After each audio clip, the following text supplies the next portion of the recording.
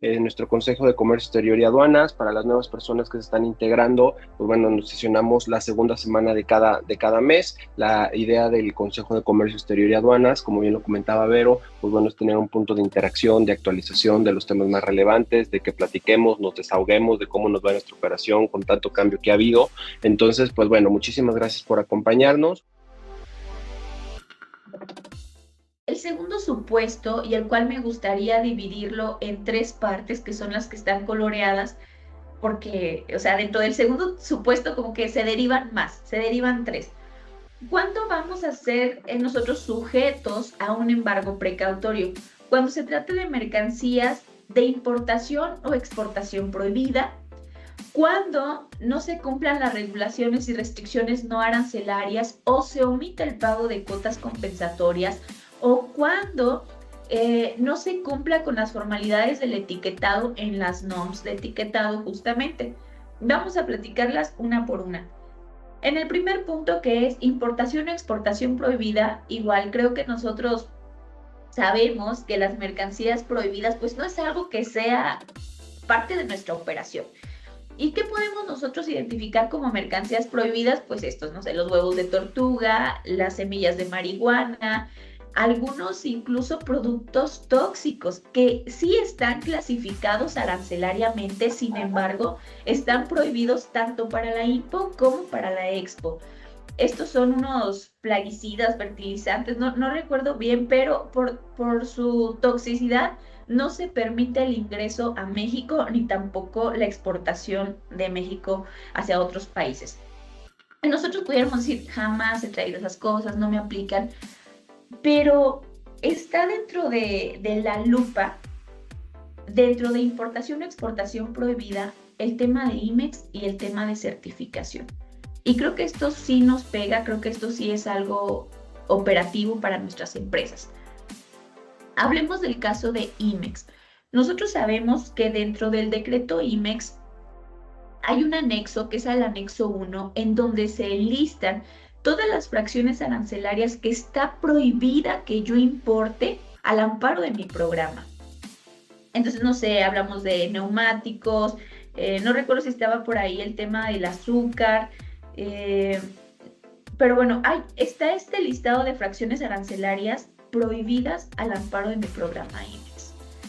Si yo me atrevo a importar alguna de estas fracciones al amparo de mi programa, yo ya puedo caer en esta causal de embargo precautorio, porque es una mercancía que no está prohibida no por la LIGE, sino por el permiso que yo tengo y no estoy cumpliendo. Ahora, dentro del mismo decreto IMEX hay un anexo 2 que son mercancías sensibles, y creo que aquí varios hemos tenido temas con las mercancías sensibles. Olvidémonos un poco de la certificación, pero hablemos enfocados únicamente a las empresas que tienen IMEX. Si tú eres una empresa IMEX que quiere importar mercancías sensibles, llámese acero, aluminio, textiles, calzado, nosotros no podemos hacerlo así nada más. Para yo poder acceder como IMEX a importar esas mercancías, yo tengo que pedir una ampliación de sensibles. Una vez que yo tenga esa ampliación, yo puedo importar esa mercancía, pero si yo no tengo esa ampliación, yo no lo puedo importar.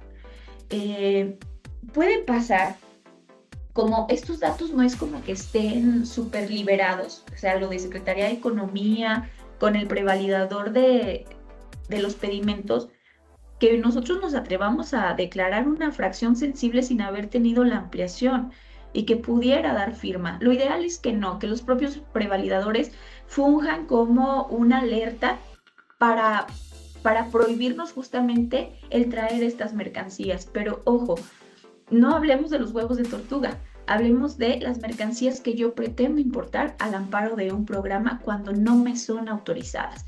Y ahora, ¿qué otra cosa operativa, otro tema operativo pudiera entrar aquí? El tema de las empresas certificadas.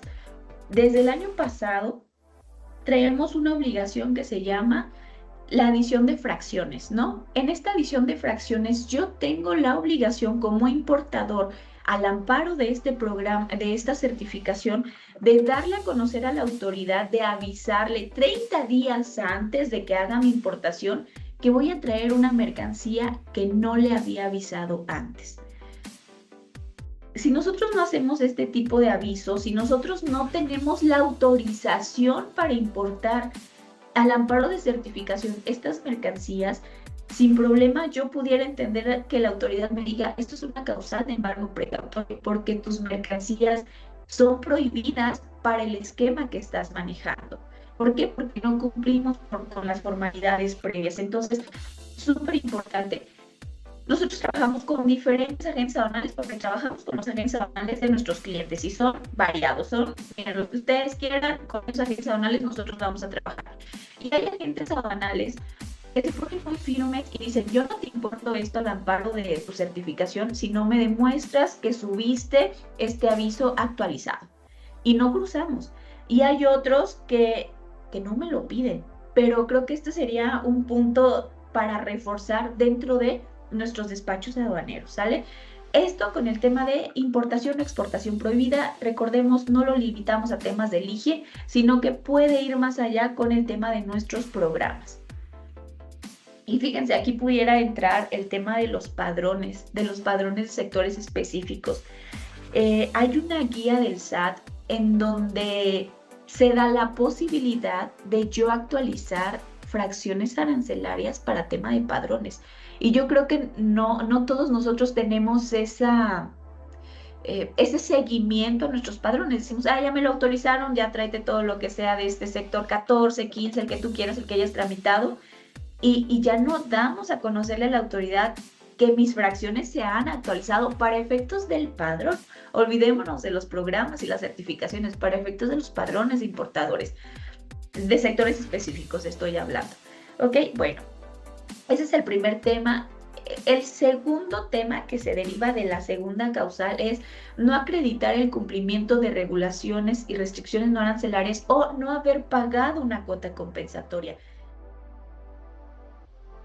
Finalmente, perdón, era esta. Traemos este otro caso. Un contribuyente importó alambrón de acero originario de España. Se tiene el certificado de origen, aplicaron preferencia arancelaria. Sin embargo, el certificado no está digitalizado. ¿Es motivo para iniciar un PAMA? ¿Qué dicen ustedes? No sé si estén ahí contestando en el chat.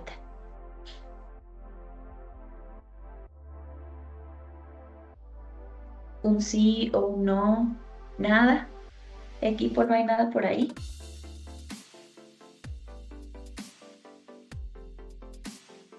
No, perdóname, a mí es que estaba yo dije muteado. Ni aquí no, sí, perdóname. Todos te andan diciendo no que te habían sí. contestado porque no les habías preguntado.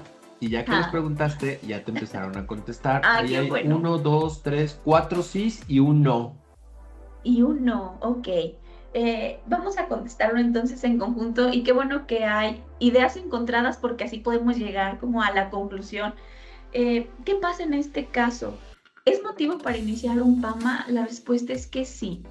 Y la respuesta es que sí porque a pesar, fíjense, esto es muy importante, la mercancía no viene de China, la mercancía viene de España. De fondo, a mí no me aplica esa cuota compensatoria, o sea, ni siquiera soy sujeto a esa cuota compensatoria. Eso, para quienes dijeron que no, o si consideraron que no, creo que nos fuimos por esta razón. Oye, ni siquiera me aplica, o sea, yo pongo un identificador EC y digo que no me aplica, o sea, no viene de China, viene de España. Pero la respuesta es que sí. Pero ¿en dónde se materializa o dónde se justifica esta respuesta de que sí es sujeto a un embargo precautorio? En el hecho de que nosotros como importadores no hayamos digitalizado el certificado de origen. Tú puedes hacer uso de la preferencia, bueno, sí, pero tienes que cumplir con la formalidad de haber digitalizado. Lo que dice la autoridad es, a ver, existe un decreto de cuotas compensatorias en general, no para una, para dos, o sea, de cómo se van a manejar las cuotas compensatorias aquí en México. Y dentro de este decreto, lo que se establece, bueno, es un acuerdo, dentro de este acuerdo lo que se establece es, si tú traes una mercancía sujeta a cuota compensatoria pero que no es del país al que se le aplica la cuota, tú tienes dos caminos. El primer camino es, si tu mercancía es originaria, cuentas con el certificado de origen, tienes la obligación de digitalizar el certificado de origen. Eso es algo no para efectos de preferencias, eso es para efectos de amarrar el que no te aplica la cuota compensatoria. Es el primer camino. El segundo camino es, no lo traigo de China, lo traigo de Corea, tampoco tengo un certificado. La obligación es, tu proveedor te tiene que firmar y llenar un formato establecido por Secretaría de Economía, que está ineditable, en donde él certifica que él es el productor de la mercancía, que la mercancía es originaria más bien de aquel país. Tu proveedor te tiene que declarar en este formato que la mercancía es originaria de Corea. Oye, pero es que, o sea, a lo mejor tú dices, yo con lo de los materiales, las mercancías, con los países con los que tengo un tratado, no tengo tema, tengo el certificado, lo estoy digitalizando, no pasa nada. Nosotros nos hemos encontrado tema en esta segunda parte. Oye, no me aplica el país, ok, pero no tengo tratado, ok. ¿Y dónde está tu anexo 8? Tu formato se llama formato de anexo 8 del acuerdo de las cuotas compensatorias. No lo tengo. Ah, entonces eres sujeto a cuota compensatoria. ¿Por qué? Porque no cumplí con las formalidades. Del primer caso de cuando aplica a países que sí tenemos un tratado y sí son originarias, también nos ha pasado. Le pasó uno de los contribuyentes en donde dice, sí es originaria, o sea, y apliqué la preferencia y aquí está el certificado, no lo digitalicé, pero aquí está el certificado. Este tema ya escaló a otro tipo de recursos, a un recurso de nulidad para poder defenderlo. ¿Por qué?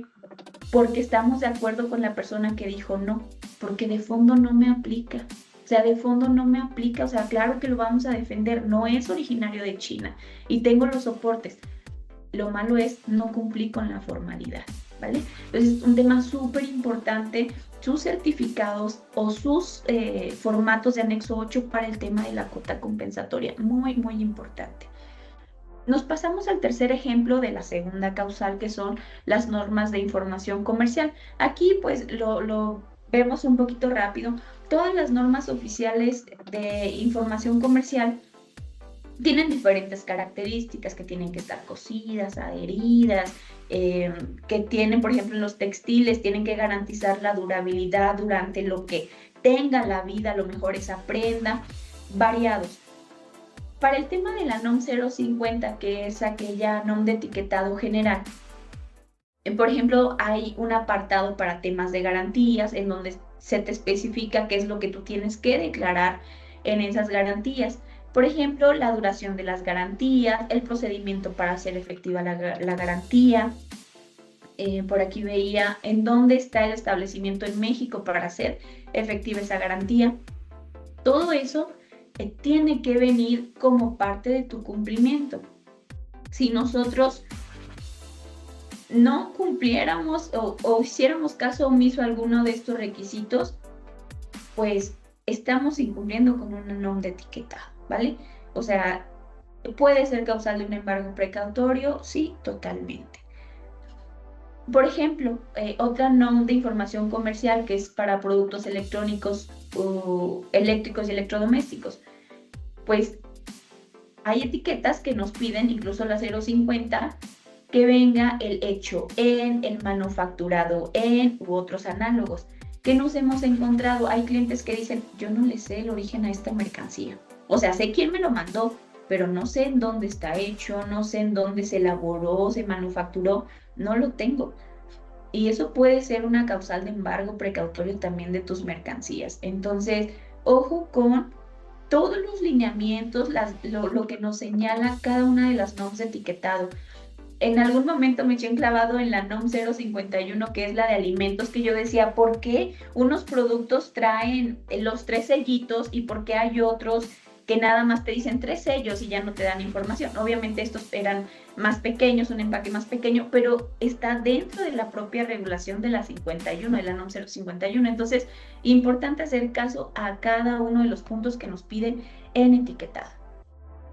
Vamos a pasar a la causal número 3. No todas son igual de amplias, no hay tema.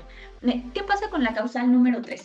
Cuando no se acredite con la documentación aduanera correspondiente que las mercancías se introdujeron al país de manera legal. Es decir, cuando no podemos acreditar la legal estancia o tenencia de las mercancías.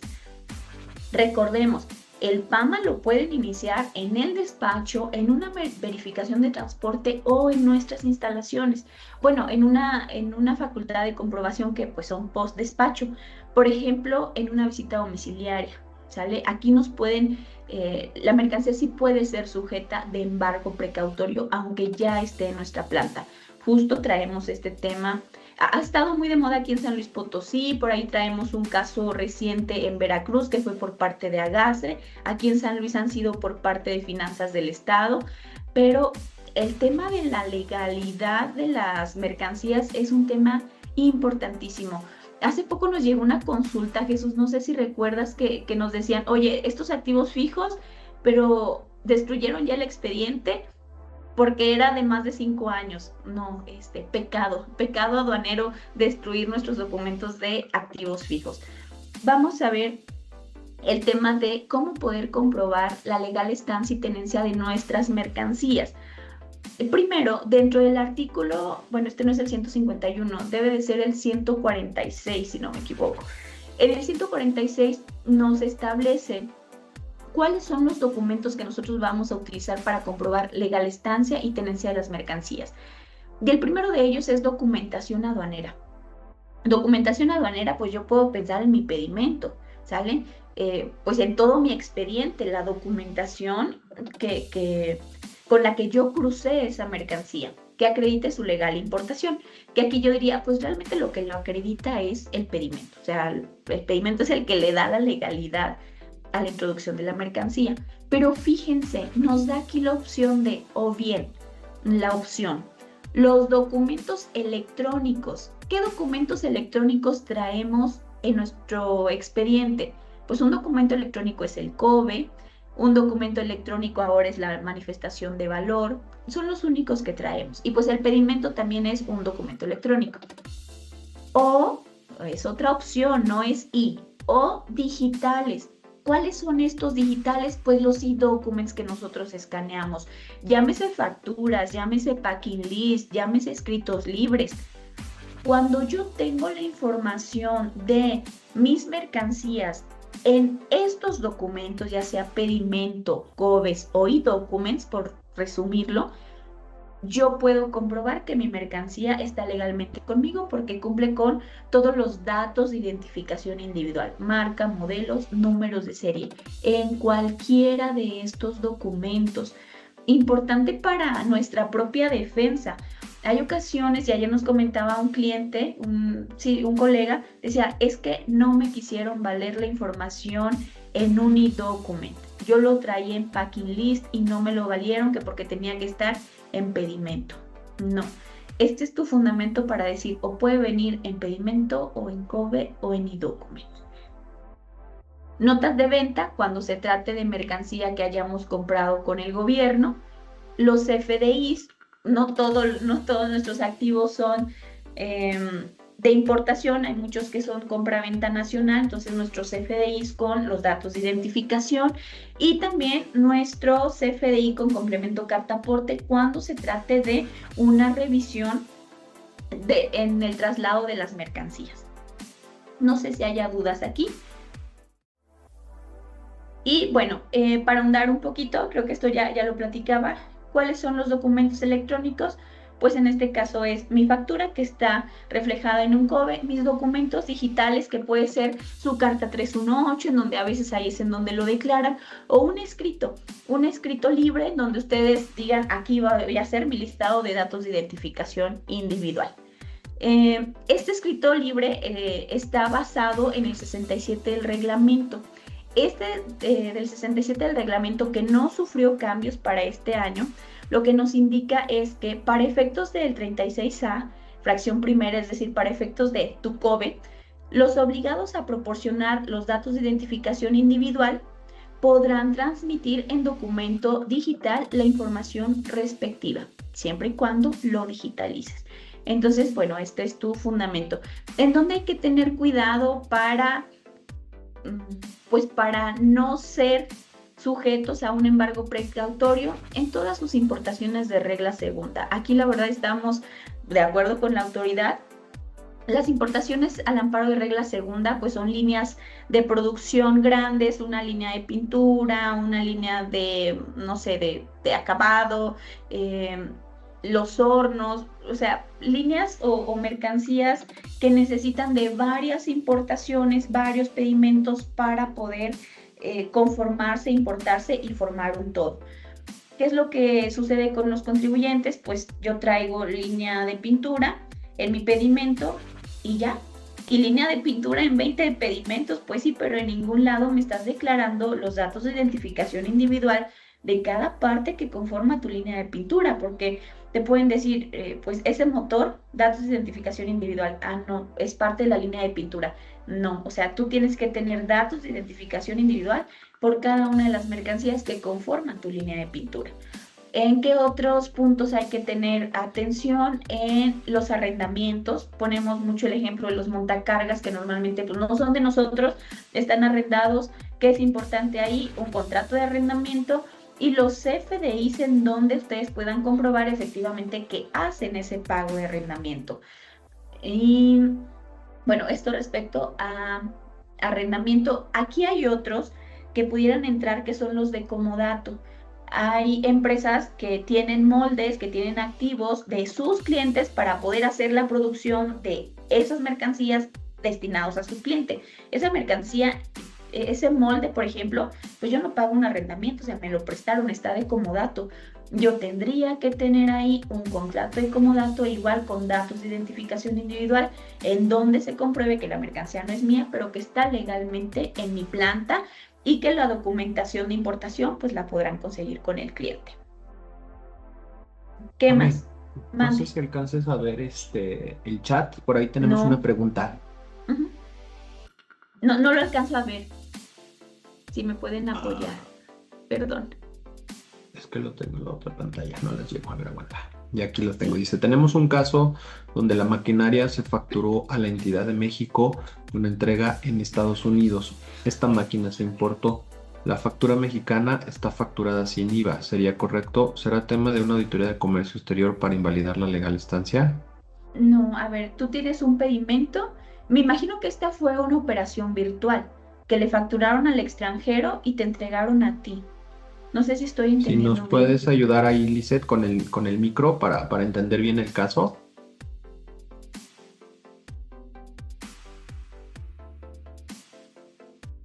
Pues se nos fue Lisette, escaloncito. Ay, no sé, pero para poder yo comprobar la legal estancia, el pedimento tiene que estar a mi nombre. A lo mejor ahí lo podemos resolver. Hola. Ahí estás, gracias. Ok, ya, creo que ya.